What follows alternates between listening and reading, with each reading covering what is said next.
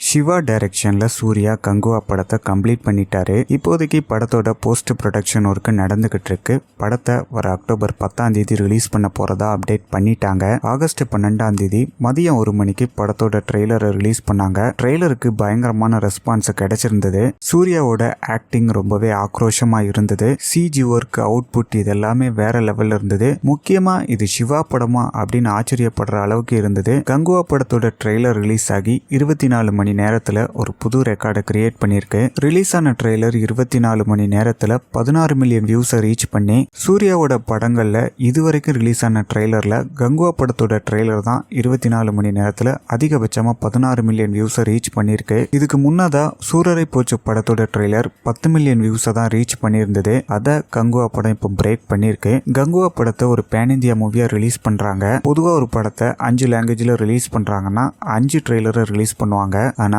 கங்குவா படத்தோட ட்ரெய்லரை பொறுத்த வரைக்கும் ஒரு சூப்பரான டெக்னிக் யூஸ் பண்ணியிருந்தாங்க. ஒரே ஒரு ட்ரெய்லர் ரிலீஸ் பண்ணி அந்த ட்ரெய்லரோட செட்டிங்ல 5 லாங்குவேஜஸ் செட் பண்ணி வச்சிருந்தாங்க. நமக்கு எந்த லாங்குவேஜ்ல ட்ரெய்லர் வேணுமோ அந்த லாங்குவேஜை செலக்ட் பண்ணி பார்த்துக்கலாம். ஸோ அப்படி ஒரு ஆப்ஷன் கொடுத்துருந்தாங்க. படம் ரிலீஸ் ஆக இன்னும் 1.5 மாசம் இருக்கு. இப்பவே ட்ரெய்லரை ரிலீஸ் பண்ணிட்டாங்க.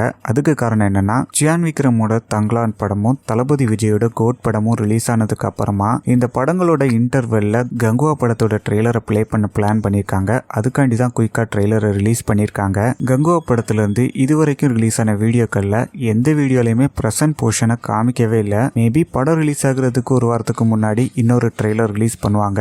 அதுல காமிக்கிறதுக்கு சான்ஸ் அதிகமா இருக்கு. கங்குவா முடிச்ச சூர்யா இப்போதைக்கு கார்த்திக் சுப்ராஜ் டைரக்ஷன்ல சூர்யா 44 படத்துல ஒர்க் பண்ணிட்டு இருக்காரு. அதை கம்ப்ளீட் பண்ணதுக்கு அப்புறமா வெற்றிமாறன் டைரக்ஷன்ல வாடிவாசல் படத்துல நடிக்க போறாரு. விடுதலை 2 முடிஞ்சதுக்கு அப்புறமா இந்த ஷூட்டிங் தொடங்கும் அப்படின்னும், வாடிவாசல் படத்துல கட்டாயம் சூர்யா தான் நடிப்பாரு அப்படிங்கறதையும் ரீசெண்டா ஒரு இன்டர்வியூல கலைப்புலி தான் அவர்கள் சொல்லியிருந்தாரு.